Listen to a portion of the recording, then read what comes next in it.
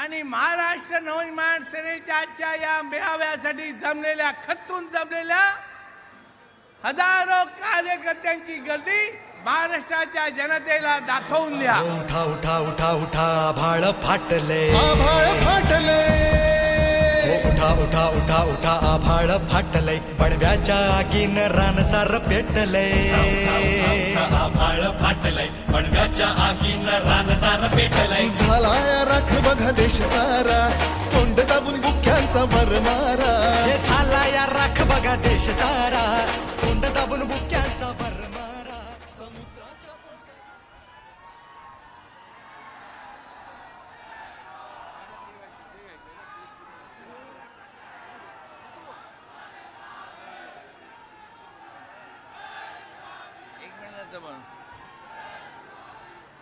तुम्हाला माझा स्वभाव माहिती आहे की राजसाहेब येणार असले तर मी आधी उभा राहतो आणि आल्यावर लगेच बसतो. पण परवा मी पाहिलं टीव्ही वरती एकाच वेळेला 3 सभा चालू होत्या. टीव्हीवर 3 फ्रेम दाखवत होते. एका फ्रेम मध्ये मुख्यमंत्री होते, एका फ्रेम मध्ये थोड्या वेळाने नितीन गडकरी आले, दुसऱ्या फ्रेम मध्ये उद्धव ठाकरे आले आणि तिसऱ्या फ्रेम मध्ये राजसाहेब ठाकरेंची पुण्यातली सभा होती. आणि वरती मथळा होता राज ठाकरेंच्या सभेला पुण्यात विक्रमी गर्दी. आणि राजसाहेबांनी टीव्हीवर या पहिल्या दोन फ्रेम मध्ये शिवसेना आणि भाजप आपसात एकमेकांना शिव्या देत होते. राजसाहेबांनी 5 वर्षात नाशिकमध्ये काय केलं, पुण्यामध्ये काय केलं हे सांगायला सुरुवात केली. आणि थापा नाहीत तर प्रत्यक्ष पडद्यावर दाखवायला सुरुवात केली. त्याबरोबर सगळ्या चॅनल्सनी आखी फ्रेम ही मनसेच्या राजसाहेब ठाकरेंनी भरून टाकली.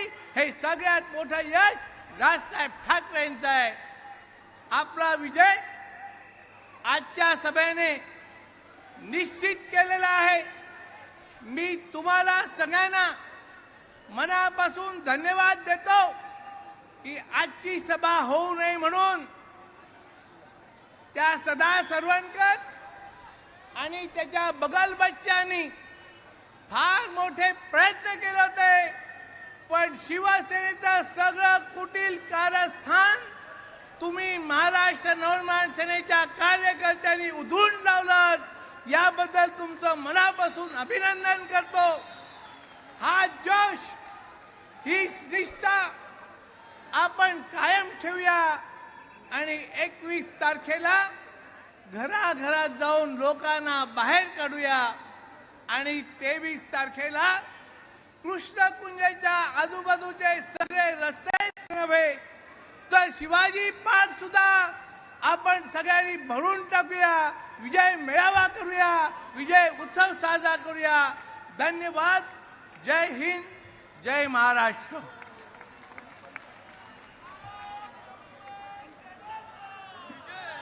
मी माननीय राजसाहेबांना विनंती करतो की आपण शिवप्रतिमेस पुष्पहार अर्पण करावा.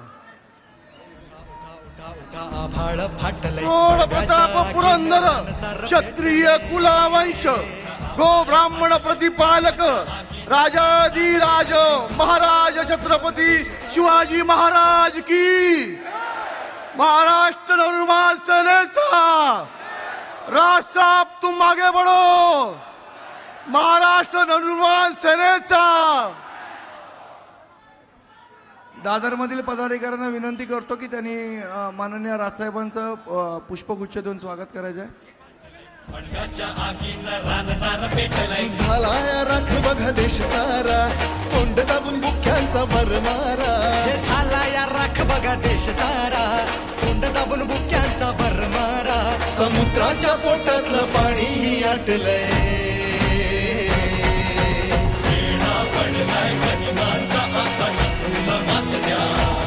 तुमच्या राजाला साथ द्या, तुमच्या राजाला साथ द्या.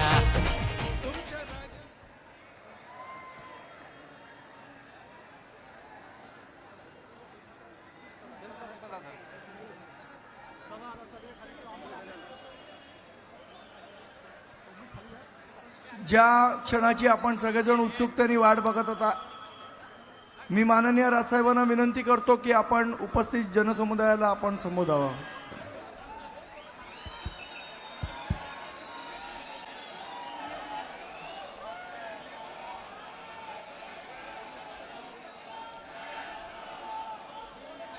जमलेल्या माझ्या तमाम मराठी बांधवांनो, भगिनींनो आणि मातांनो,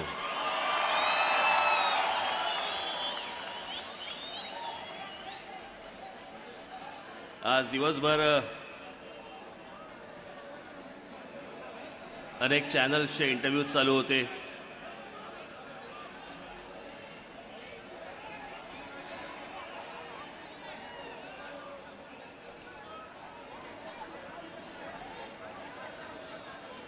आता ज्यांना जायचंय,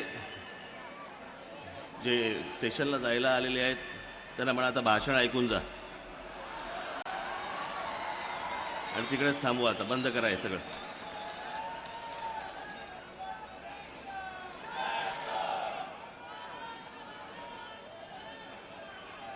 आज दिवसभर सगळ्या चॅनल्सचे इंटरव्ह्यू चालू होते. उद्या पण सकाळी 2-3 चॅनलचे इंटरव्ह्यूज आहेत.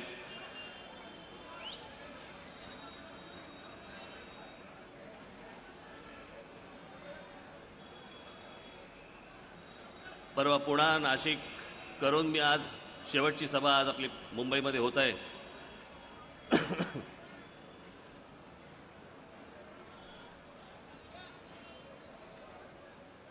ते काहीतरी दत्ता रावळ मैदान सभेसाठी घेणार होते आपले सर्व लोक.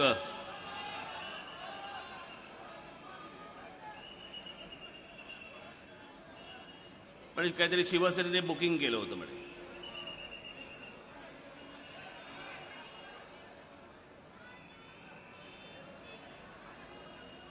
आपल्या लोकांनी काही विचारलं, बाबा तुम्ही जर सभा घेत नसाल तर आम्हाला मोकळं करा.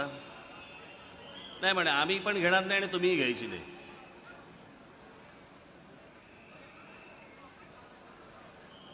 बरं, त्या का मैदानावरती आमचं अडलं होतं. महाराष्ट्र नवनिर्माण सेनेची सभा म्हटल्यानंतर ती कुठेही घेतली तरी गर्दीही होणारच.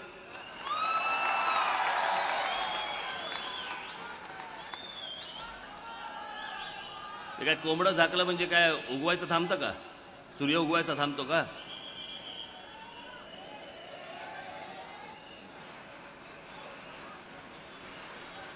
आज आता नाशिकमध्ये मुख्यमंत्र्यांची सभा झाली.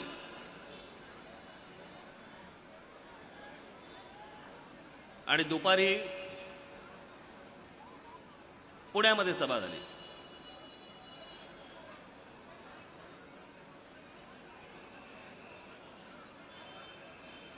पुण्यामधल्या सभेला जेवढं ते मैदान होतं, म्हणजे जिकडे आपली सभा झाली होती तिथे सगळ्याच्या सगळ्या खुर्च्या रिकाम्या होत्या. आता फोटो पण आलाय त्याचा. पण तुम्हाला वाटत असेल खुर्च्या रिकाम्या आहेत, त्या रिकाम्या नव्हत्या, माणसं बसली होती. पण कारभार पारदर्शक असल्यामुळे माणसं दिसत नव्हती.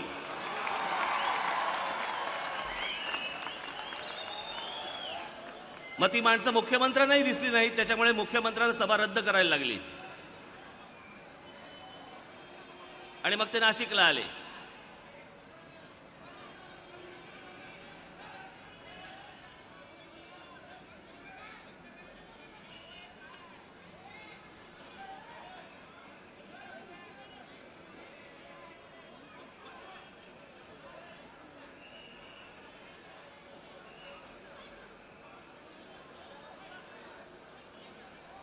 मग नाशिकला आले. नाशिकला त्यांनी भाषणाला सुरुवात केली. मग मी काल जेव्हा त्यांना म्हटलं होतं की म्हटलं कालच्या सभेमध्ये मी म्हटलं परवा दिवशी म्हटलं का ह्यांची सभा झाली, शिवसेनेची सभा झाली, आज म्हटलं आपली आहे. आणि उद्या म्हटलं महाराष्ट्र राज्याचे म्हटलं मुख्यमंत्री भाजप कुमार थापाडे यांची जी उद्या सभा आहे, इतकं बोचलं, इतकं लागलं त्याला, इतकं लागलं. माझी पोलिसांना विनंती आहे की इकडे जे काय चाललंय ते जरा आपण जरा आवरलं तर बरं होईल.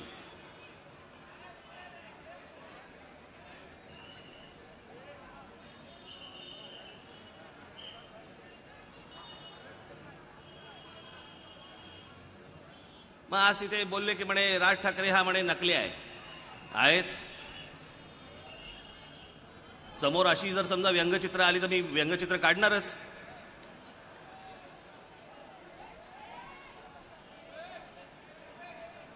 काय बोलले असतील? आणि म्हणे मला नाशिक मी म्हणे दत्तक घेणार आहे. कोण बोललं? मुख्यमंत्री दत्तक घेणार. मुळात ह्यांना पंतप्रधान मोदींनी दत्तक घेतलंय, हे नाशिक दत्तक घेणार. अजून काय तोंडाला येईल ते बोलतायत.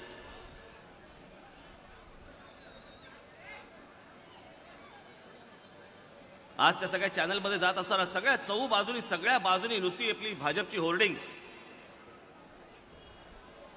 नोटबंदी तुमच्यासाठी, पैसा भाजपकडे, करोडो रुपये ओततायत, करोडो रुपये. म्हणे कॅशलेस भारत करायचा आहे. कॅशलेस कुठची? कॅश सगळीकडे फिरतीये.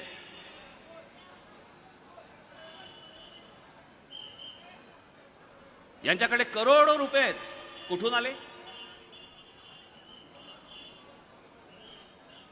यांच्याचकडे कुठून आले? म्हणजे जो भारतीय जनता पक्ष एकेकाळी म्हणत होता की काँग्रेसवाले कसे पैसे ओततात बघा, त्याच्यामुळे आम्हाला निवडून येता येत नाही, आता भाजपवाले तेच करतायत. त्याच गोष्टी सगळ्या सुरू आहेत.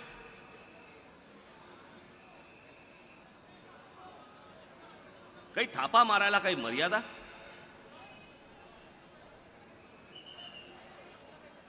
पण अर्थात आपण जे नाशिकमध्ये काम केलं, हे नाशिकमधलं काम मी आपल्या समोर घेऊन आलोय.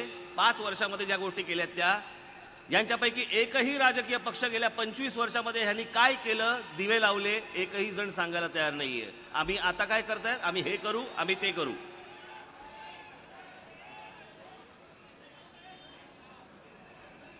आता जे जाणारे असतील जरा बंद करून टाका. इथून बंद करून टाका ते सगळे ताबडतोब. उशिरा जा म्हणा घरी. काय लवकर गेलं नाही, काही फारसं स्वागत होत नाहीये.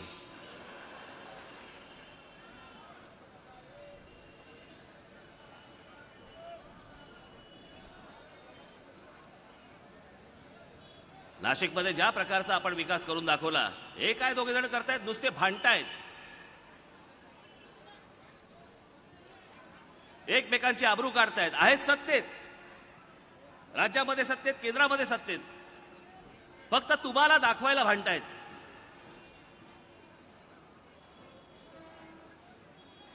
त्या दिवशी ते अमित शहा म्हणाले, म्हणे ही मुंबईची म्हणे आमची फ्रेंडली मॅच आहे. Friendly match? ही कोणती फ्रेंडली मॅच आहे ज्याच्यामध्ये आई बहीण काढली जाते?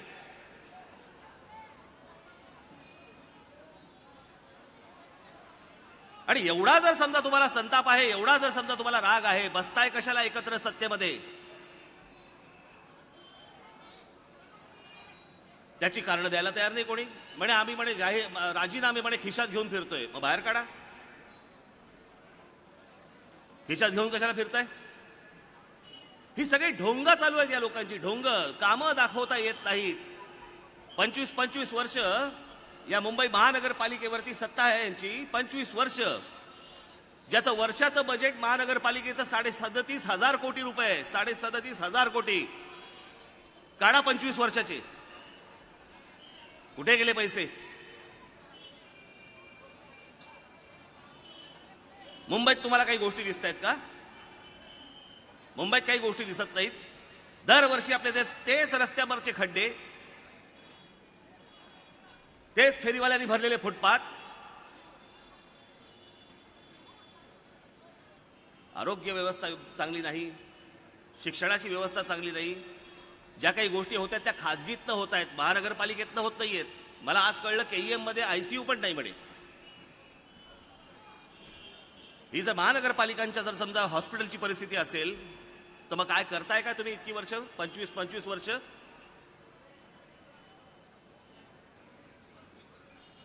आज मुंबईचा सगळा आरोग्याचा विषय सगळा उभा राहिलेला आहे.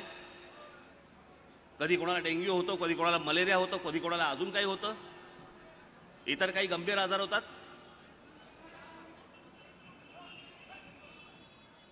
आणि मग अनेक अशी खासगी हॉस्पिटल्स निघतात, सगळीच नव्हेत. हे इथे माझे एक मित्र बसलेले आहेत. मला एके दिवशी त्यांच्या पत्नीचा फोन आला, रडत रडत फोन आला. बघा मी काय सांगतोय, काय प्रकारची हॉस्पिटल्स आपल्याकडे आहेत आणि ह्याच्यावरती कोणाचं नियंत्रण नाहीये.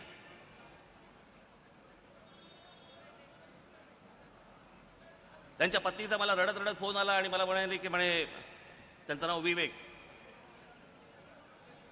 विवेकला हॉस्पिटलमध्ये ऍडमिट केलंय, त्याला हार्ट अटॅक आलाय आणि उद्या त्याची बायपास आहे. म्हटलं बायपास? म्हटलं कोणतं हॉस्पिटल? तर कुठचं एक अंधेरीचं हॉस्पिटल होतं. कुठलं होतं रे? होली स्पिरिट ना, होली स्पिरिट हॉस्पिटल. म्हटलं बायपास होते? मी म्हटलं बरं ठीक आहे, म्हटलं आपण एक काम करू, त्याला तिकडनं हॉस्पिटलमधनं बाहेर काढ, आपण एक दुसरं ओपिनियन घेऊ त्याचं. तर मला बोलली मी 5 मिनिटात परत फोन करते. 5 मिनिटांनंतर तिचा फोन आला, ती बोलली हॉस्पिटलवाले सोडत नाहीयेत. म्हटलं सोडत का नाही? ते म्हणतात की उद्या बायपास होणार. म्हटलं ही कोणती जबरदस्ती? मग आपल्या शांत स्वभावाप्रमाणे काही मुलं पाठवली तिथे, त्याला बाहेर काढलं, तिथनं गाडीमध्ये घातलं, लीलावती हॉस्पिटलमध्ये आणलं. मग एक मेनन नावाचे डॉक्टर आहेत, त्यांच्याकडे दाखवलं. त्यांनी सगळं अख्खं चेक केलं. चेक केल्यानंतर त्यांनी सांगितलं काही प्रॉब्लेम नाही म्हणे यांना. तरी ते इतके घाबरलेले की ते बोलले नाही ना माझी तुम्ही एन्जिओग्राफी करा. एन्जिओग्राफी केली, एक ब्लॉक नाही, हृदयामध्ये एक ब्लॉक नाही, आणि हॉस्पिटलमध्ये या सगळ्या प्रकारचा बायपास करायचे आणि फक्त पैसे काढायचे. हे काय शहर म्हणतात? उद्या अशा प्रकारचा प्रसंग कोणाही वरती येऊ शकतो. कोणत्या प्रकारचं नियंत्रण नाही, माहित नाही हॉस्पिटल्समध्ये काय चालू आहे ते.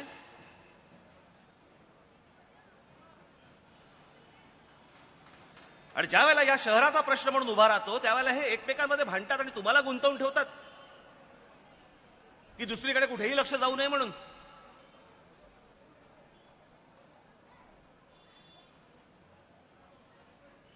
जा आज महानगरपालिकांच्या हॉस्पिटलमध्ये जा आणि बघा काय परिस्थिती आहे तिथली. बाहेरच्या राज्यांमधनं लोक येत आहेत, परप्रांतातनं लोक येत आहेत, आणि तुमच्यासाठी ज्या काही सोयी असतात सगळ्या भरून टाकल्यात. कोणाचं नियंत्रण नाही, कोणी बघत नाहीये, कोणी सांगत नाहीये.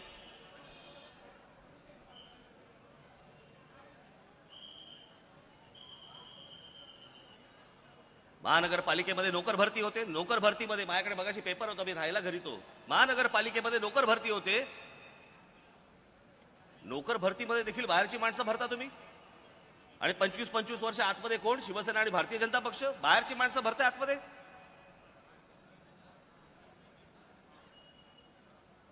ही आमच्या मुंबई महाराष्ट्रातील मुलं दिसत नाहीत का? त्यातले अनेक बेरोजगार आहेत. त्या बेरोजगारांना तुम्ही महानगरपालिकेमध्ये नोकरी लावू शकता? नाही लावायची. कंत्राटदार सगळे कोण? कंत्राटदार सगळे बाहेरचे.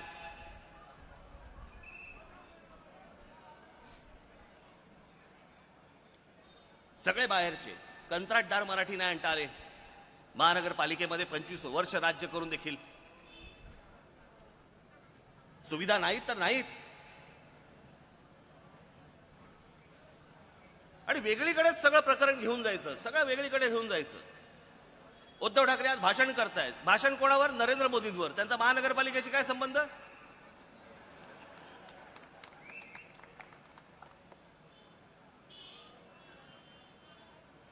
म्हणजे त्यांनी नोट बंद केली, तुम्हाला का त्रास झाला?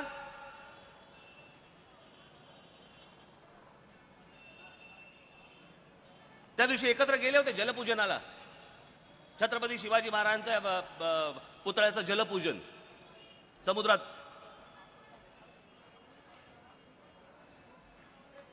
आज घरी जायचं आणि त्याचं फुटेज बघायचं. युट्यूबवरती त्याचा फुटेज आहे. नरेंद्र मोदींनी उद्धव ठाकरेंकडे डुंकून देखील पाहिलं नाही, पाहिलं पण नाही.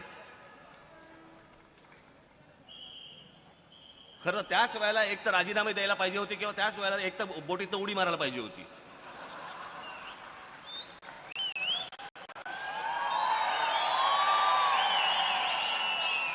दोन्हीही नाही.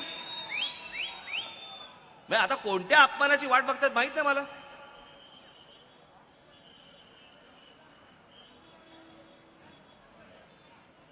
या निवडणुकीतलं कोणतेही भाषण काढून बघा. या मुंबई शहरातल्या कोणत्याही विषयावरती बोलत नाहीत. या ठाणे शहरातल्या कोणत्याही विषयावरती बोलत नाहीत. काल नाशिक शहराचं भाषण झालं, नाशिकमध्ये भाषण झालं. उद्धव ठाकरे यांचं नाशिकमध्ये भाषण झालं. नाशिकमधल्या विकासाबद्दल काय बोलले असेल. मला ज्यावेळेला मी बघितलं तेव्हा मला असं वाटलं मलाच समजत नाहीये की कोणालाच समजत नाहीये. निवडणूक आहे महानगरपालिकेची आणि भाषणात काय, शेतकऱ्यांच्या कांद्याला भाव मिळाला पाहिजे. महानगरपालिकेच्या प्रश्नाचा शेतकऱ्याच्या कांद्याच्या प्रश्नाचा काय संबंध. कारण बोलण्यासारखं काही नाहीच आहे, हातामध्ये काही नाहीच आहे, केलेलं काहीच नाहीये. त्याच्यामुळे आजही होर्डिंग जी लागत आहेत त्याच्यामध्ये हे आम्ही करणार, हे आम्ही करू, आम्ही काही केलंय अशी एकही गोष्ट दाखवत नाहीये. अशी एकही गोष्ट नाहीये. मला दाखवा, अख्ख्या मुंबईत फिरून दाखवा.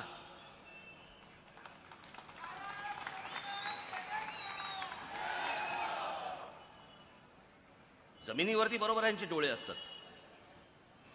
जागा पाहिजेत. हे इथला महापौर बंगला,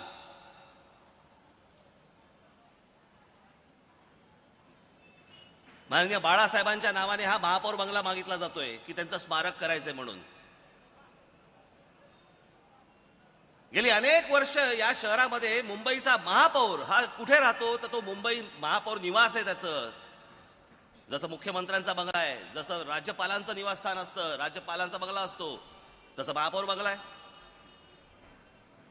त्या जागेवर डोळा आहे कारण हे रोज तिकडेच असतात. मग मिळणार कसा. मग बाळासाहेबांचं नाव पुढे करायचं. मान्य बाळासाहेबांनाही कधी गोष्ट मान्य झाली नसती.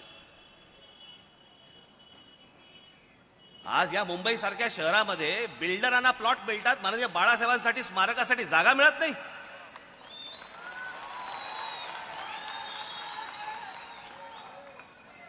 एवढ्या जागा आज मुंबई शहरातल्या बिल्डरांच्या घशात घातल्या, बाळासाहेबांसाठी जागा मिळत नाही स्मारकासाठी.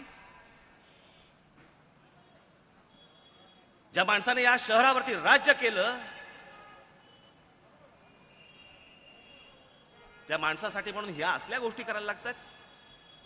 कारण ते फक्त बाळासाहेबांचं फक्त नाव वापरलं जाते, बाकी बंगला हवा आहे, ती जागा हवी आहे. एवढेच धंदे केले या लोकांनी, हे एवढ्याच गोष्टी करतायत. आणि आता आमचा महापौर कुठे, राणीच्या बागेत. हे मी विनोदाने नाही सांगितलं, खरं. जा त्या राणीच्या बागेत, एकही प्राणी नाहीये. पुढल्या वर्षी जा, एका तरी पिंजऱ्यात महापौर दिसेल. इथून महापौर बंगल्यातनं महापौर काढायचं आणि तिथे जिजामाता उद्यानामध्ये न्यायचं कशासाठी. आज दुपारी मी त्या मुलाखती चालू होत्या, वेगवेगळ्या चॅनल्सवरती गेलो. मी इथे बाळा रणगावकर माझ्याबरोबर होते. मी त्यांना अनेक म्हटले, हे बघ या इमारती उभ्या राहिल्या, नव्याने उभ्या राहिल्या, ह्यांना म्हटलं जागा मिळतात, ह्यांना प्लॉट्स मिळतात, आणि आमच्या बाळासाहेबांसाठी म्हटलं स्मारकासाठी जागा मिळत नाही. केंद्र सरकार यांच्या हातात, राज्य सरकार यांच्या हातात, महानगरपालिका यांच्या हातात, आणि माननीय बाळासाहेबांसाठी प्लॉट मिळत नाही, जागा मिळत नाही स्मारकासाठी. कारण मनात इच्छाच नाहीये.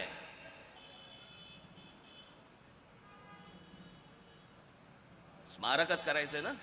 या एकदा नाशिकला, माननीय बाळासाहेबांच्या नावाने केलेलं स्मारक मी तुम्हाला दाखवतो तिकडे.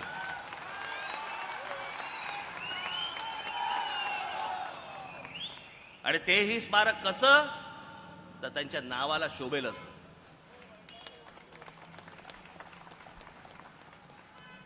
मी दाखवणार आहे तुम्हाला पुढे.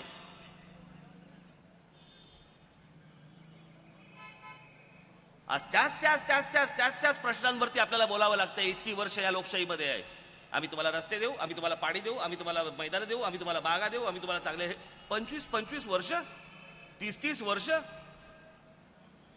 अहो वर्ष म्हणजे मिनिटं नव्हे.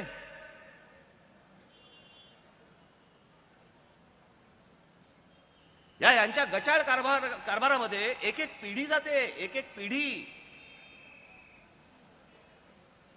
तरी दिवसेंदिवस शहरं बकाल होत आहेत.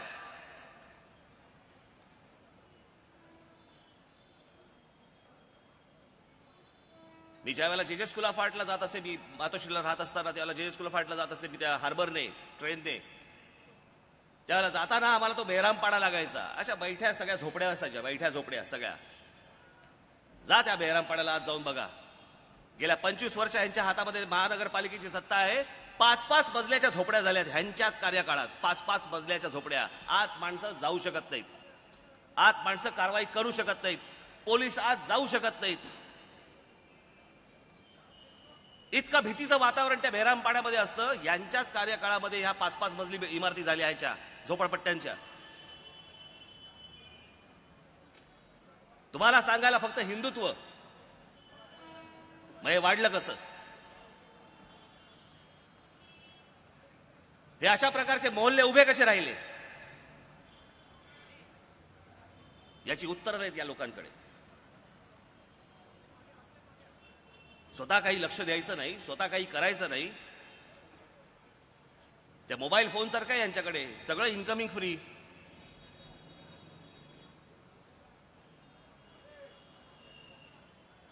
एक कोणती गोष्ट केली मला जर सांगा, एक गोष्ट. आज ती मेट्रो आणतायत.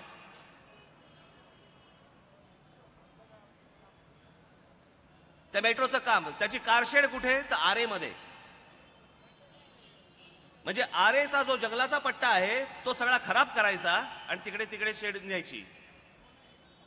या संपूर्ण कुलाब्याला एक बीपीटीची लँड आहे, प्रचंड मोठी लँड आहे. तिकडे का नाही कारशेड उभी करायची? नाही, कारण ती उद्योगपतींच्या घशात घालायची आहे.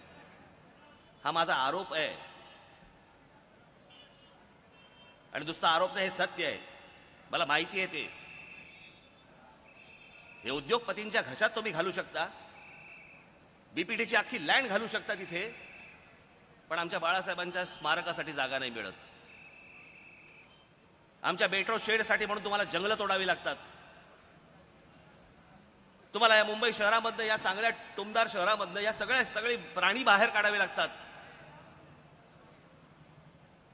जिथे राज्य त्यांचं आहे त्यांना बाहेर काढायचं, इमारती वाढवायच्या, पैसे घेत राहायचे, बस एवढाच. फक्त शहर बकाल करा.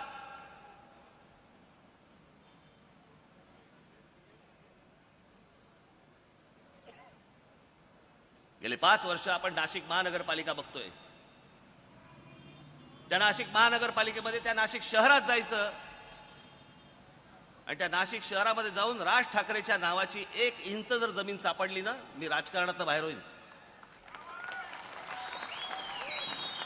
1 इंच जमीन. नाशिक महानगरपालिका ही एकमेव महानगरपालिका आहे गेली इतक्या वर्षातली की त्या महानगरपालिकेवरती एकही भ्रष्टाचाराचा आरोप गेल्या 5 वर्षामध्ये झालेला नाही. एक. म्हणून हे बाकीचे जात आहेत, त्यांना काही बोलता पण येत नाही. तिकडे विरोधात बोलणार काय? आणि म्हणून मी परवा दिवशी पुण्याला केलं, काल नाशिकला केलं. आज मला असं वाटतं माझ्या मुंबईतल्या माझ्या जनतेला हे दाखवावं की नक्की नाशिकमध्ये काय झालंय, काय होतंय, काय घडतंय. काही लोकांनी, तुमच्यापैकी काही लोकांनी टेलिव्हिजनवरती पाहिलं असेल, ज्यांनी कोणी पाहिलं नसेल त्यांच्यासाठी म्हणून मी आज इथे ही गोष्ट आणली आहे. वर्षानुवर्षे या शहरांमध्ये जे रस्त्यांवरती खड्डे पडतात, गेली 3 वर्ष आपण नाशिक महानगरपालिकेमध्ये जे रस्ते केलेले आहेत त्या रस्त्यांवरती एकही खड्डा नाही. पूर्ण तपासून घेतलेली यंत्रणा आहे अख्खी. आणि अशा प्रकारचे रस्ते याही शहरात होऊ शकतात काय, कोणत्याही शहरात होऊ शकतात. पण रस्ते बांधताना टक्के नाही घेतले गेले, कमिशन नाही घेतलं गेलं, म्हणून चांगले रस्ते झाले. हेच जर समजा कंत्राटदारांना लुटून जर समजा या गोष्टी झाल्या असत्या, नाशिक मधलेही रस्ते हे खराबच झाले असते. म्हणून मी तुम्हाला आज पहिल्यांदा मी या सगळ्या गोष्टी दाखवणार की नाशिक मधले रस्ते आहेत तरी कसे. आपण स्वतः प्रत्यक्ष जेव्हा जाल तेव्हा ते नक्की बघालच. पण अगदी थोडक्यामध्ये म्हणून मी तुमच्यासाठी हे प्रेझेंटेशन आणलं. मी ठरवलं होतं की शेवटचे 3 माझ्या सभा, या 3 सभांमध्ये मी नाशिकचं प्रेझेंटेशन मी आपल्यासमोर करणार आहे. महाराष्ट्र नवनिर्माण सेना हा एकमेव राजकीय पक्ष आहे स्वातंत्र्यानंतरचा की ज्याने स्वतःचं काम लोकांसमोर पहिल्यांदा मांडण्याचं धाडस केलं.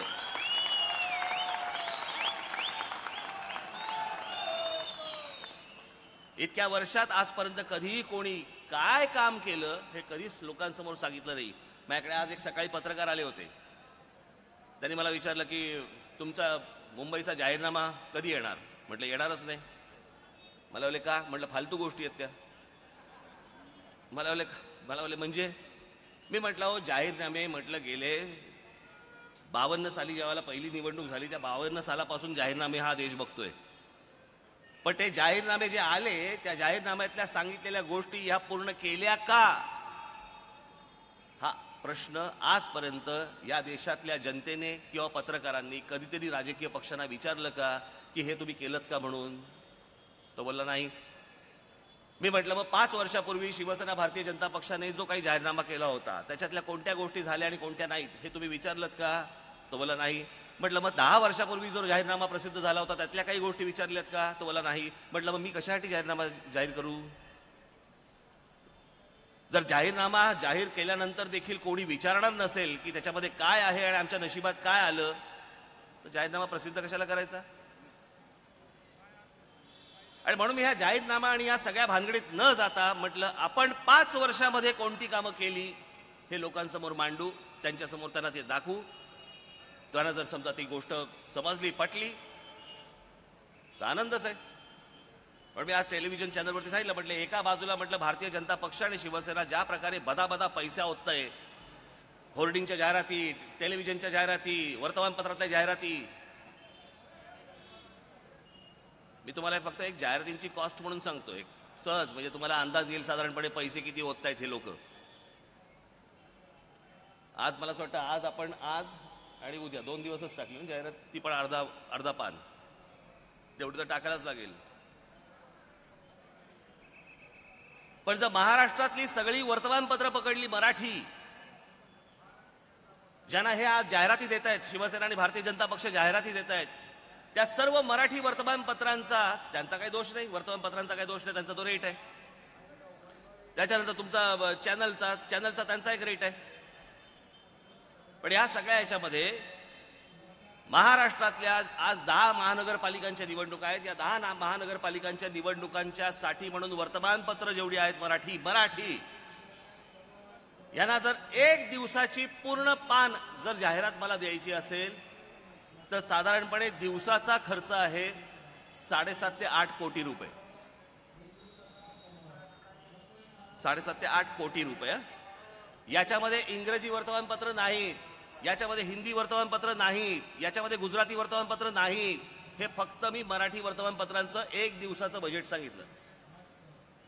असं हे गेले 8-8, 10-10 दिवस देत आहेत. टेलिव्हिजनवरती जाहिराती सुरू आहेत, होर्डिंग्स लावली आहेत. आज जवळपास फक्त मुंबई शहरामध्येच जवळपास एक काही 300-400 होर्डिंग्स लावली आहेत भाजपची. काढा कॉस्ट, ते तर लाखाच्या 2-2 लाखाच्या वरती आहे सगळं प्रकरण, एक होर्डिंग. हा आला कुठून पैसा यांच्याकडे.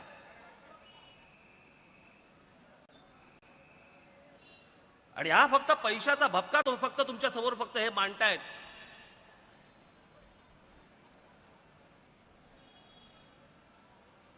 फडणवीस सांगतात की हा माझा शब्द आहे.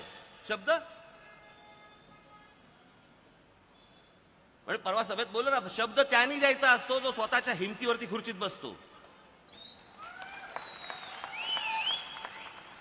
त्यांनी शब्द द्यायचा नसतो ज्याला बसवलेला असतो. उद्या उचललं तर उचललं, दुसऱ्याला आणला, तुमच्या शब्दाचं काय करायचं?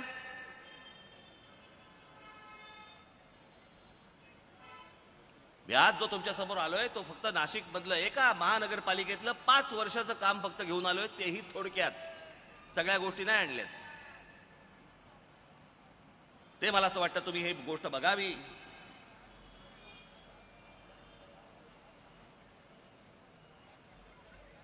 काढून टाकते.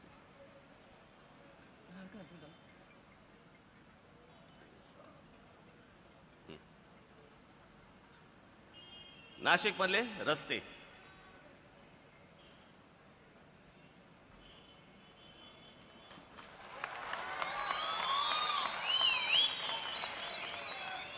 जवळपास नाशिकमध्ये आपण 510 किलोमीटरचे रस्ते बांधले. आपण 510 किलोमीटरचे रस्ते, नवीन रस्ते आणि रिसर्फेसिंग केलेले रस्ते असे मिळून आपण 510 किलोमीटरचे रस्ते बांधले.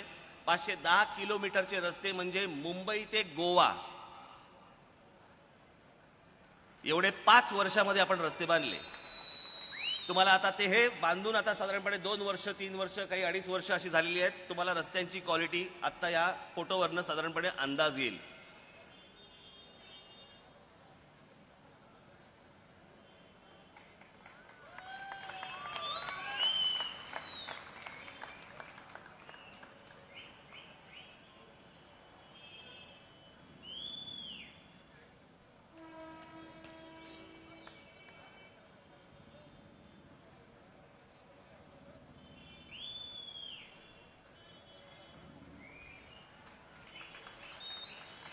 हे गोदावरी नदीवरती बांधलेले ब्रिज आहेत, तिथे बांधलेला घाट आहे, ही जंक्शन्स आहेत.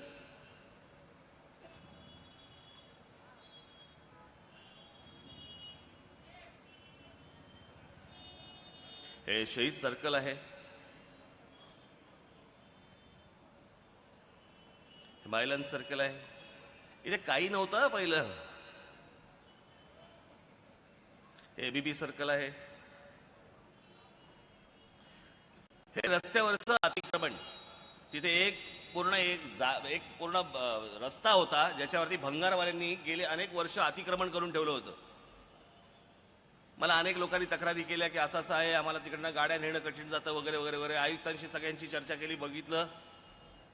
एक दिवस सगळे बुलडोझर्स आणि तुमचे ते सगळे काय पॉकलन बिकलन काय असतात ना, काय ते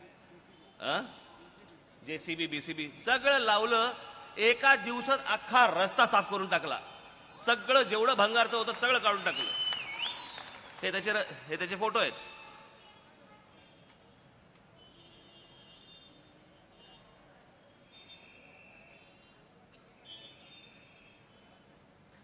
कोण मध्ये आलं नाही.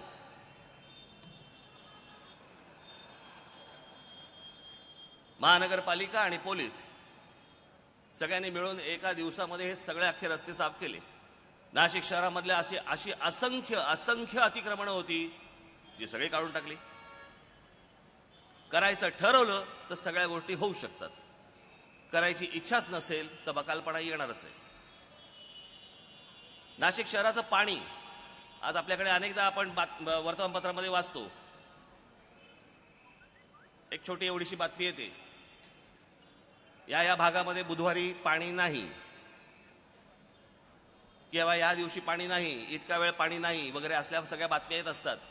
आज नाशिक शहराला गंगापूर नावाचं धरण आहे, त्या धरणावरनं आज तिथून पाणी पुरवठा होतो त्या शहराला, नाशिक शहराला. पण एकूण नाशिक शहराचा आकार जो वाढतोय तो पाहता, लोकसंख्या वाढते ती पाहता नाशिक शहराला एक गंगापूर धरण पूर्ण पडणार नाही. म्हणून आपण केंद्र सरकारशी बोलून केंद्र सरकारच्या मदतीने आणि महानगरपालिकेतनं पैसे उभे करून तिथे एक मुकणे नावाचं धरण आहे. हे मुकणे धरण, या धरणातनं आपण जवळपास 16 किलोमीटरची पाईपलाईन आज शहरामध्ये आणतोय. वर्ष ते 1.5 वर्षामध्ये हे संपूर्ण काम पूर्ण होईल. हे पूर्ण झाल्यानंतर नाशिक शहराला पुढचे 30 ते 40 वर्ष पाण्याचा प्रश्न कधीही उद्भवणार नाही. 30 ते 40 वर्ष, 2-3 वर्ष नाही म्हणत मी, 30 ते 40 वर्ष. हे सगळं प्रकरण 5 वर्षातलं आहे. हे पाईपलाईनचं चाललेलं काम,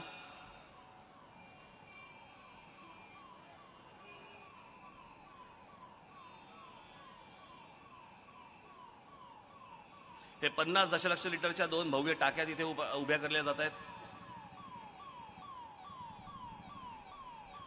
हे जलशुद्धीकरण प्रकल्प,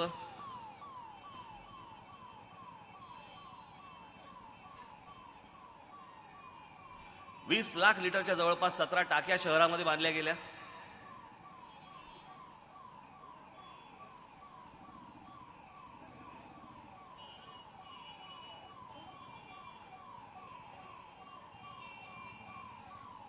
मलजल प्रक्रिया, गंमत बघा. आता आज मुख्यमंत्र्यांचं भाषण झालं आणि मुख्यमंत्र्यांच्या भाषणामध्ये ते म्हणाले की बोटॅनिकल गार्डन काय आहे? शहराच्या गरजा काय असतात? शहराच्या गरजा असतात पाणी, मलजल प्रक्रिया, रस्ते. हे पाहिलंच नव्हतं त्यांनी. एवढं 2 दिवस मी प्रेझेंटेशन करतोय, मुख्यमंत्र्यांनी पाहिलं नाही. आणि ज्या ज्या गोष्टी झाल्या आहेत त्या तिकडे गोष्टी जाऊन सांगतायत की हे पाहिजे म्हणून. आता असा मुख्यमंत्री जर समजा आपल्याला लाभला असेल तर धन्यच होता. पण मलजल प्रक्रिया हे केंद्र,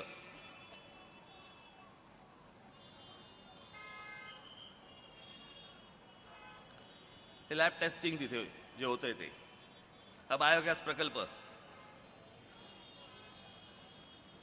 घनकचरा व्यवस्थापन, डम्पिंग ग्राउंड. आज तुम्ही मुंबई मुलुंडला जाताना सगळा वास आणि धूर सगळा सुरू होतो. तुम्ही ठाण्याला दिव्याला गेला तर दिव्याला तर जगता पण येत नाही त्या लोकांना.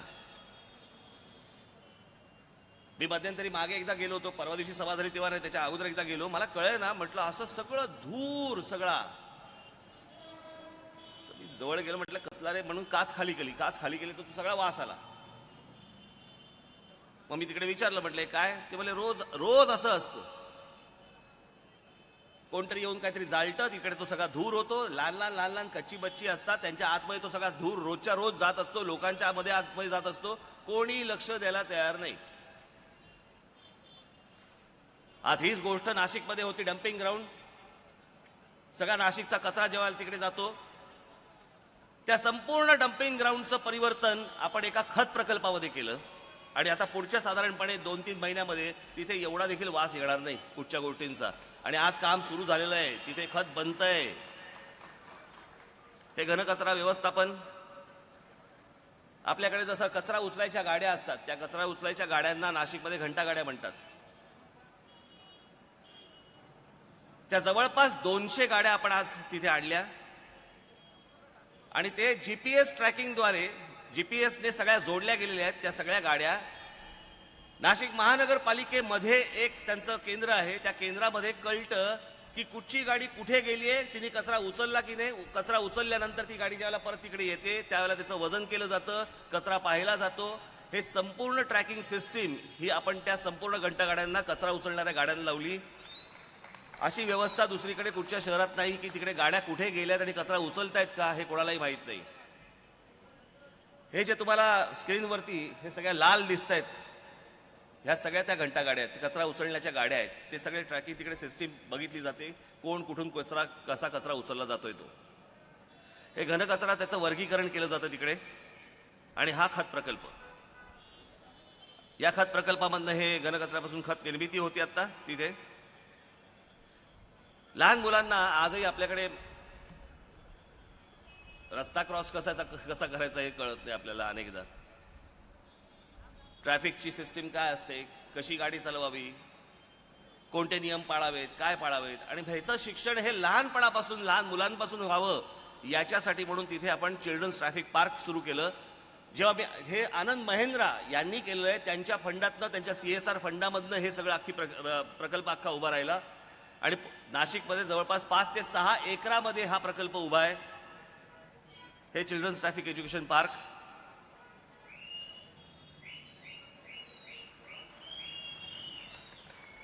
हे तिकडे प्रशिक्षण केंद्र आहे त्याचं.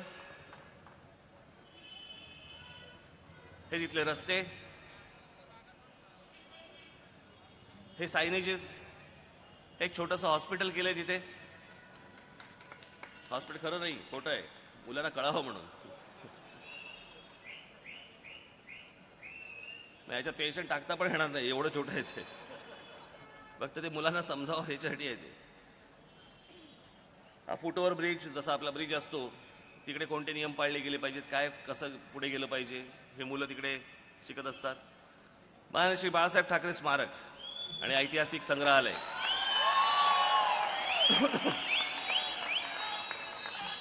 मी काही वर्षांपूर्वी ज्या वेळेला त्या जागेवरती गेलो होतो त्यावेळेला तिकडे असेच आपल्याकडे जसं महानगरपालिकेचं काम असतं साधारणपणे कबुतराची खुराडी उभी होती. मी तिकडे पाहिलं आणि त्यांना सांगितलं, म्हटलं आता काय करू नका, म्हटलं थांबा जरा, मला जरा विचार करू दे या गोष्टींचा. आणि म्हटलं माननीय बाळासाहेबांच्या नावाने आपण म्हटलं इथे स्मारक करू. मी काल परवाकडे सांगितलं, मला असल्या भानगडीत जायचं नाही, असल्या वादात जायचं नाही की स्मारक पहिलं मी केलं का त्यांनी केलं का ह्यानी केलं का त्यांनी केलं. मला जे माझ्या मनाला वाटलं ते म्हणून मी तिथे केलं, ते स्मारक म्हणून उभं केलं. हा विषय काही कॉम्पिटिशन बिम्पिटिशनचा नाही. मग मी बाबासाहेब पुरंदरेंना भेटलो. म्हटलं बाबासाहेब, म्हटलं मला माननीय बाळासाहेबांच्या नावाने एक स्मारक करायचं आहे आणि म्हटलं त्यांच्या नावाला शोभेल असं स्मारक म्हटलं मला उभं करायचं आहे. आपल्याकडे म्हटलं खूप पुरातन अशा काही ऐतिहासिक वस्तू आहेत, तलवारी आहेत, अनेक ढाली आहेत, अनेक गोष्टी आहेत. तर म्हटलं मी अशा प्रकारचं जर समजा शस्त्र संग्रहालय जर समजा तिकडे उभं केलं तर तुम्ही म्हटलं मला ही सगळी शस्त्र द्याल का? ते बोलले निश्चित, कामाला सुरुवात करा. मग मुंबईचा विमानतळ ज्यांनी बांधला, जीव्हीके नावाची कंपनी, त्यांचे जे रेड्डी आहेत त्यांना मी भेटलो. म्हटलं रेड्डी साहेब, म्हटलं असं असं आहे आणि म्हटलं मला बाळासाहेबांच्या नावाने तिथे एक स्मारक उभं करायचं आहे, तुमच्या CSR फंडातनं हे स्मारक उभं कराल का? ते बोलले निश्चित, कामाला सुरुवात करा. आणि मग त्या गोष्टीला कामाला सुरुवात झाली. हे माननीय बाळासाहेब ठाकरे स्मारक, त्याचं प्रवेशद्वार आहे. ही तिथली दीपमाळ आहे. तुम्ही आतमध्ये गेल्या गेल्या तुम्हाला ही समोर दिसते. हे माननीय बाळासाहेबांच्या स्मारकाची इमारत. आता बरोबर त्याच्या समोर एक इमारत आहे. त्या इमारतीमध्ये माननीय बाळासाहेबांची आजपर्यंतची सगळी मोठ्या प्रमाणावरची सगळी व्यंगचित्रांचं एक मोठं दालन मी आता तिकडे उभं करतोय की येणाऱ्या लोकांना ही गोष्ट तिकडे समजावी की किती जागतिक दर्जाचे ते मोठे व्यंगचित्रकार होते, तेही तिथे समजावं म्हणून ती पण गोष्ट आपण करतो आहोत. पण आता हे शस्त्र संग्रहालय आपण उभं केलेलं आहे. याचंही आत्ता काम, बरंचसं काम झालंय, काही अजून काम बाकी आहे. हे वासुदेव कामत नावाचे आपले जे चित्रकार आहेत त्यांच्याकडनं मी महाराजांच्या आयुष्यातली महत्त्वाचे जे प्रसंग होते त्या प्रसंगांवरती तैलचित्र करून घेतली. त्यातला हा पन्हाळगडावरनं महाराज ज्या वेळेला निसटले, सिद्धी जोहरचा वेढा पडला असताना त्यातनं जे रात्रीच्या वेळेला निसटले, ते निसटतानाचा प्रसंग कसा असेल तो तिथे वासुदेव कामतांनी रेखाटलेला आहे. अनेक तिथे पेंटिंग्स केलेली आहेत, त्यातली काही अगदी 2-3 मी तुम्हाला दाखवणार आहे.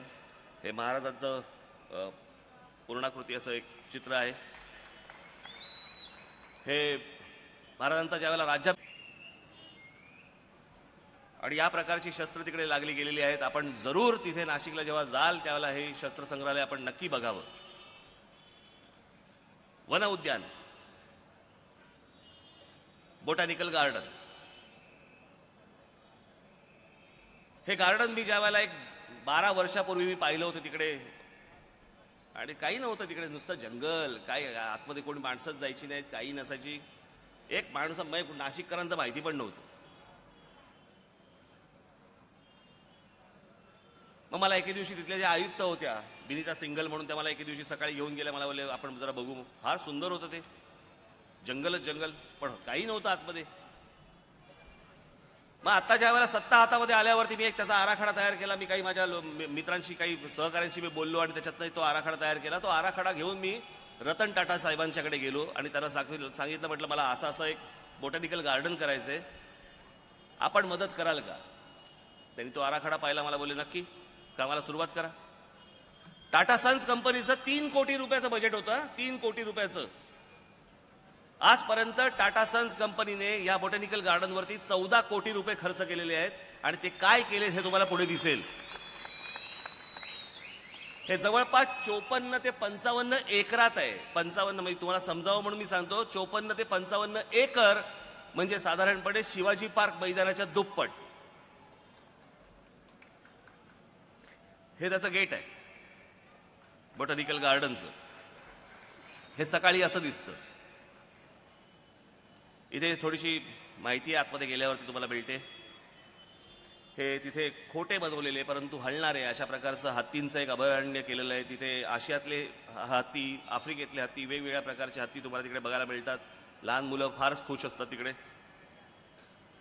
त्याच्यानंतर तिथे जी झाडं आहेत त्या प्रत्येक झाडांवरती त्यांची जी नावं आहेत ती सगळ्यांची नावं नव्याने सगळी तिकडे लावलेली आहेत. हे आंतरराष्ट्रीय दर्जाचा तिथे आपण एक लेझर शो केलेला आहे. त्या लेझर शोमध्ये मी परत तुम्हाला सांगतो, अशा प्रकारचा लेझर शो जिथे झाडं ही तुमच्याशी बोलतात आणि एक 20 मिनिटाचा तिथे एक शो आहे, लेझर शो. असा शो या क्षणाला संपूर्ण भारताच्या नकाशामध्ये फक्त नाशिक शहरामध्ये आहे. तिथे गेलात, आपल्या कुटुंबासहित जा, ते जरूर बघा. आपल्या लहान मुलांना बरोबर घेऊन जा आणि ते जरूर बघा. ही ती सगळी झाडं आहेत जी एकमेकांशी आपल्याशी सगळ्यांशी बोलतात. आणि झाडं तोडू नका याच्यासाठी म्हणूनचा तो एक 20 मिनिटाचा हा शो आहे. हे संध्याकाळी अशा प्रकारचं चित्र तिकडे असतं. जिथे ज्या बॉटॅनिकल गार्डनमध्ये साधारणपणे 2 माणसं जात नव्हती तिथे आत्तापर्यंत साधारणपणे, आता वाढली असतील कारण रोज जातात, पण साधारणपणे आत्तापर्यंत गेल्या 1 महिन्याभरात 50 ते 60 हजार माणसं जाऊन आली तिथे आणि ते पाहून आली. हे बॉटॅनिकल गार्डनचं संध्याकाळचं गेट, तेच गेट जे मगाशी तुम्ही बघितलं तेच संध्याकाळी असं दिसतं. हे गोदा पार्क, गोदावरी नदीला लागून लोकांनी संध्याकाळी तिकडे फिरायला यावं, तिकडे चांगलं त्यांना बसता यावं, बोलता यावं, कुटुंबासह यावं. संपूर्ण मी ते काम, मग त्याचा अख्खा प्रोजेक्ट रिपोर्ट मी मुकेश अंबानींना सांगितला. मुकेश अंबानी बोलले की आपण कामाला सुरुवात करूया. काम पूर्ण झालं, सगळं झालं. उद्घाटनाची तारीख ठरली आणि 2 दिवसांनी गोदावरी नदीला पूर आला. बऱ्याच काही गोष्टींचं तिकडे नुकसान झालंय, परंतु आता परत तिकडे त्याचं काम डागडुजीचं काम सगळं सुरू आहे. लवकरात लवकर परत ते गोदा पार्क होईल. हे ते गोदा पार्क.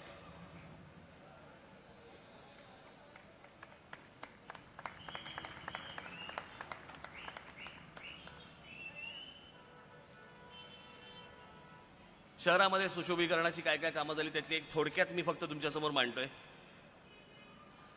हा नाशिक शहरामधनं तुम्ही जाल त्यावेळेला नाशिक शहरामध्ये एक फ्लायओव्हर जातो. जसे आपल्याकडे हे फ्लायओव्हर आहे, हा इथे एक आहे.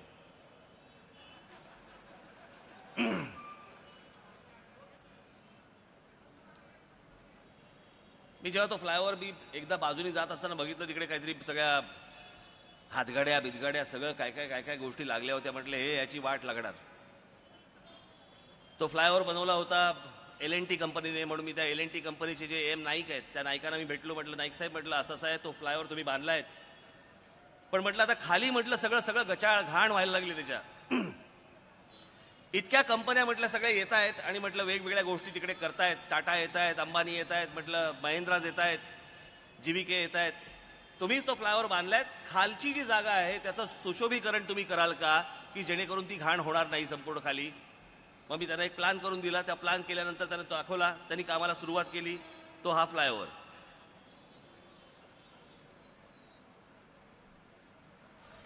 ही तिकडे जी सर्कल्स केलेली आहेत मध्ये, रस्त्यांच्या मधली जी सर्कल्स आहेत ती या प्रकारची सर्कल्स आहेत.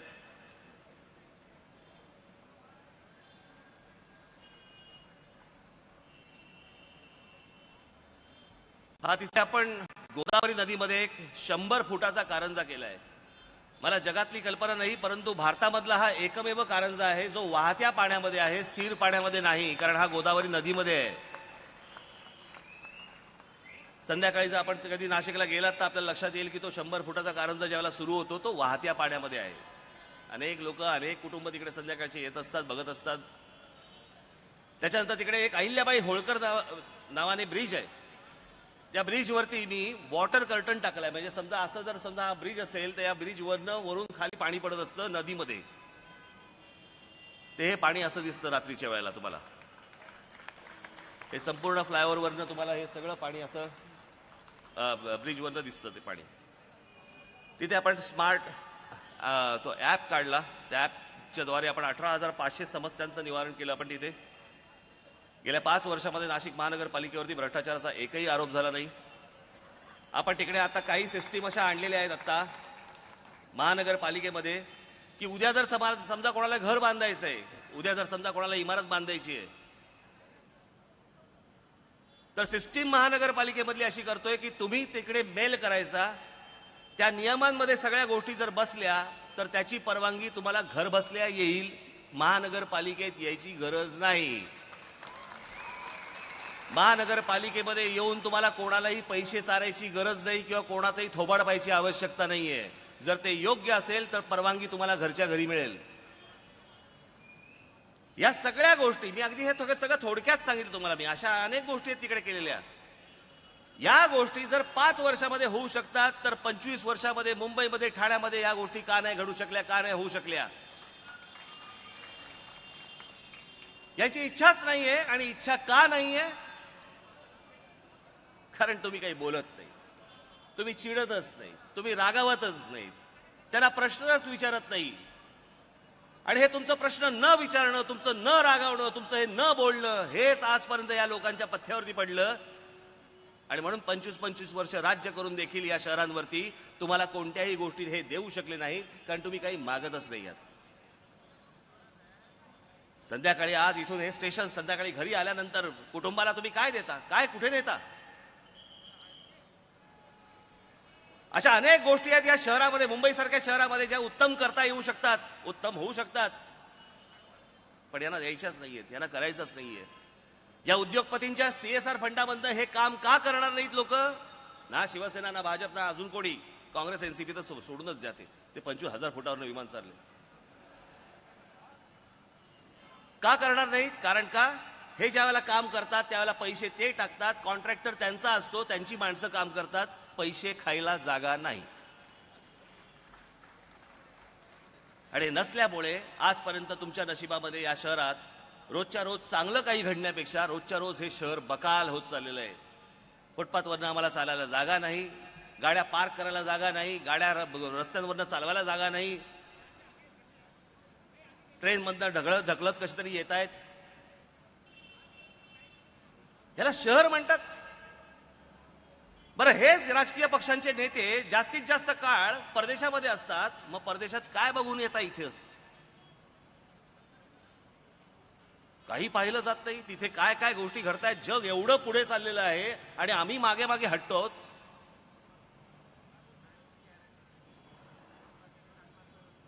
आज मुंबई सारखं शहर, जगामधलं एक महत्वाचं, जवळपास 4थं का 5वं इतकं मोठं शहर, लोकसंख्या असलेलं मोठं शहर, या शहरातल्या लोकांना या सगळ्या गोष्टी कोणत्याही मिळत नाहीयेत. बाकीच्या शहरामध्ये जाऊन बघा.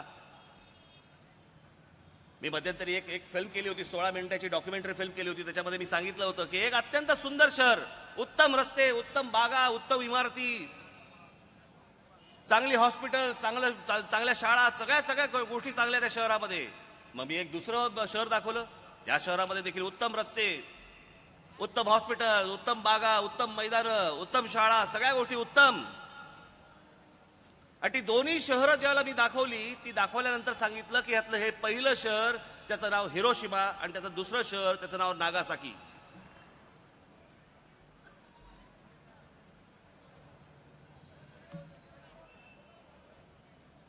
ज्या शहरांवरती अमेरिकेने अणुबॉम्ब टाकल्यानंतर पण जर समजा ती शहरं जर इतकी सुंदर आणि चांगली घडू शकतात, तर मग आमच्या शहरावरती कधी बॉम्ब पडलाच नाही. मग आमची शहरं का खराब होत आहेत? मग तुम्हाला या सुविधा का नाही मिळतात? तुम्ही स्वतः पैसे भरून, सगळे कर भरून देखील तुम्हाला ह्या सगळ्या गोष्टी मिळत का नाहीयेत? याचं कारण तुम्ही विचारतच नाही आहात. तुम्ही प्रश्नच विचारत नाही आहात, तुम्ही रागावत नाही आहात, तुम्ही चिडत नाही आहात, तुम्ही काही बोलत नाही आहात. निमूटपणे सकाळी फक्त उठताय, कामावर जाताय आणि संध्याकाळी घरी येताय. पण या राजकीय पक्षांना हे तुम्हाला विचारण्याचं धाडसही होत नाहीये. आणि हेच होत नाहीये म्हणून हे माजले, म्हणून हे असा कारभार करू शकले किंवा करू शकतायत. हे शहर जर उत्तम करायचं असेल, मी तुम्हाला आता दाखवलं, मी केलेलं दाखवलं, मी सिद्ध केलेलं दाखवलंय तुम्हाला. ही संधी आज तुम्हाला पण आलेली आहे. याच प्रकारच्या गोष्टी, याहून किंबहुना याहून शतपटीने जास्ती अशा गोष्टी मी या मुंबई शहरात सिद्ध करून दाखवू शकतो. पण त्या सिद्ध करण्याच्या अगोदर प्रयत्न तुम्हाला करायला लागणार आहे. की या शहराचं नेतृत्व हे राज ठाकरेच्या हातामध्ये तुम्हाला देणं गरजेचं आहे. ही महानगरपालिका राज ठाकरेच्या हातामध्ये देणं गरजेचं आहे. ती द्याल तर ह्या सगळ्या गोष्टी घडू शकतात. पुढच्या येणाऱ्या भावी पिढ्यांचा विचार करून या शहराचा विकास आपल्याला करता येऊ शकतो आणि हे घडू शकतं. आणि म्हणून येत्या 21 तारखेला जी संधी आलेली आहे ही संधी वारंवार येत नाही. प्रत्येक गोष्ट ज्याला जाते हातात निसटते ती 5-5 वर्षासाठी जाते. तुमच्या आयुष्यातली 5-5 वर्ष वाढतायत. 5-5 वर्षांनी तुमची वय वाढतायत. ही 5-5 वर्ष देता देता यांच्या हातामध्ये तुम्ही 25 वर्ष दिलीत. 21 तारखेला तुमच्या हातात संधी आलेली आहे. माझे सगळे जेवढे नगरसेवक आहेत हे सगळे नगरसेवक असं पकडा की ह्यातला प्रत्येक नगरसेवक प्रत्येक उमेदवार हा राज ठाकरे आहे. आणि त्याला राज ठाकरे म्हणून तुम्हाला मतदान करावं लागेल आणि हे शहर मला माझ्या हातामध्ये तुम्हाला द्यावं लागेल तरच या शहराला काही भवितव्य असेल. अन्यथा जसं आहे त्याच्याहून खराब होत जाणार. त्याहून घाणेरडं हे शहर होत जाणार. ते अजून गचाळ होत जाणार आणि हे फक्त पैसे खात राहणार.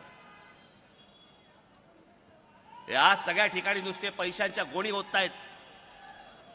पैशांच्या गोणी होत आहेत आणि हे पैशांच्या गोणी होतच असताना एका ठिकाणी महाराष्ट्र नवनिर्माण सेनेचं काम मी तुमच्या समोर ठेवलेलं आहे. एका ठिकाणी त्यांचा पैसा आहे. निवड तुम्हाला करायची आहे की अशा प्रकारचं मुंबई शहर आपल्याला उभं करायचं आहे का यांचा पैसा उभा करायचा आहे. यातला विजय कोणाला मिळणार आहे, यातलं यश कोणाला मिळणार आहे, कामाना मिळणार आहे का पैशांना मिळणार आहे, हेच मला 23 तारखेला बघायचंय. ही संधी आता 21 तारखेला तुमच्या हातामध्ये आलेली आहे. 21 तारखेला कुठेही न डगमगता, कुठेही बाकीच्या प्रलोभनांना तुम्ही न बळी पडता माझ्या महाराष्ट्र नवनिर्माण सेनेच्या रेल्वे इंजिन या निशाणीवरती आपण बटन दाबून माझ्या सर्व उमेदवारांना आपण प्रचंड मताने विजयी करावं असं एक आवाहन करतो आणि आपणा सर्वांची मी रजा घेतो. धन्यवाद. जय हिंद, जय महाराष्ट्र.